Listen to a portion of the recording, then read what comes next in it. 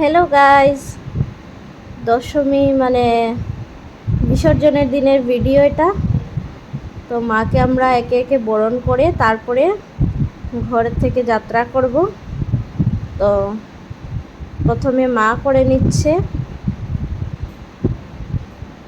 আমাদের মা চলে যাবে, সবার মন খারাপ, তাও মনে খারাপ নিয়েও মাকে তো বরণ করে তারপর যাত্রা করতে হবে। তাই আমরা খই, দই, মিষ্টি, পান, সুপারি, তেল, সিঁদুর, ফুল, দূর্বা সব কিছু দিয়ে মাকে বরণ করে নিচ্ছি একে একে।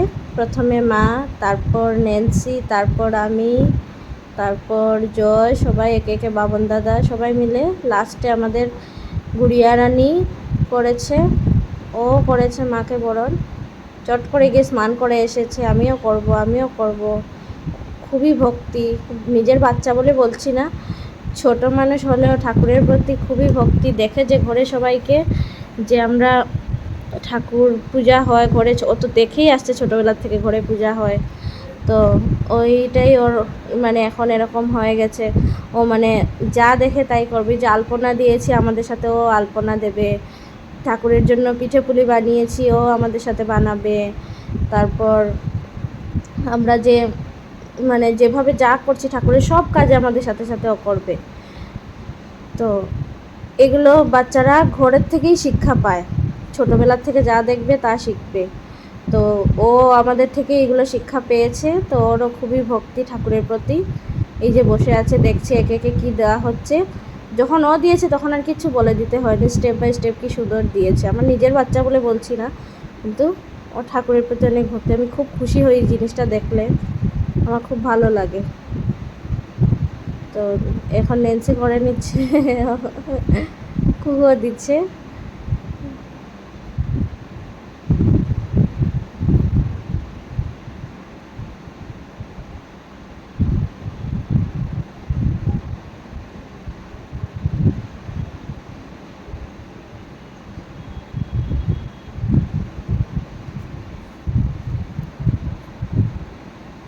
যখন মা আসে কত খুশি, মনটা কত ভালো লাগে।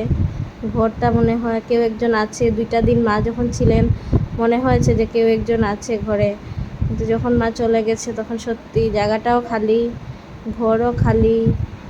আমরাও আবার আগের মতো এরকমই একা হয়ে গেছি, পুরা মনে হয়েছে যে কেউ চলে গেছে ঘর থেকে, পুরা একদম।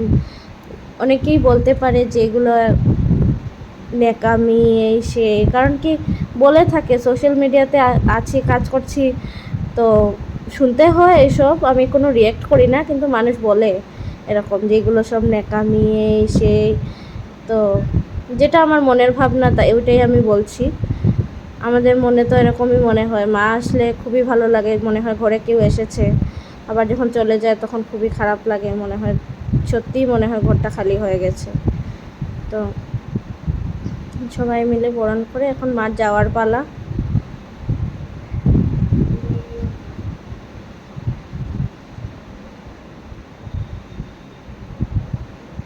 মায়ের কানে আমরা সবাই উইশ বলছি, বলে কি যে মায়ের কানে এরকম ঠাকুরের কানে উইশ বলতে লাগে।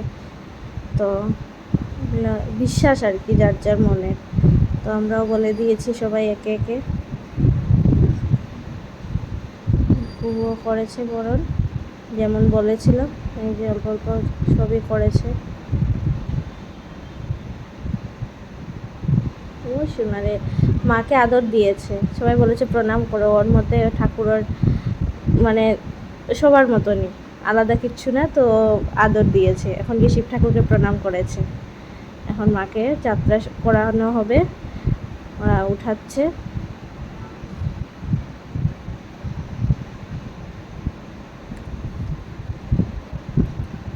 এই যে বেরোলো ওরা।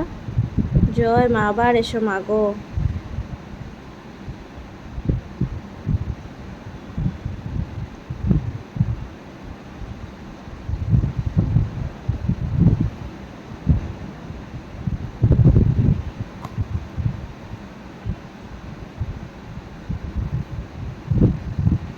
তারপর গাড়িতে উঠানো হলো মাকে, ধূপ ধূপ দিয়ে সব জিনিসপত্র সাথে দিয়ে দেওয়া হলো, যেভাবে দেওয়া হয় ওগুলো একসাথে নদীতে বিসর্জন হলে ভালো।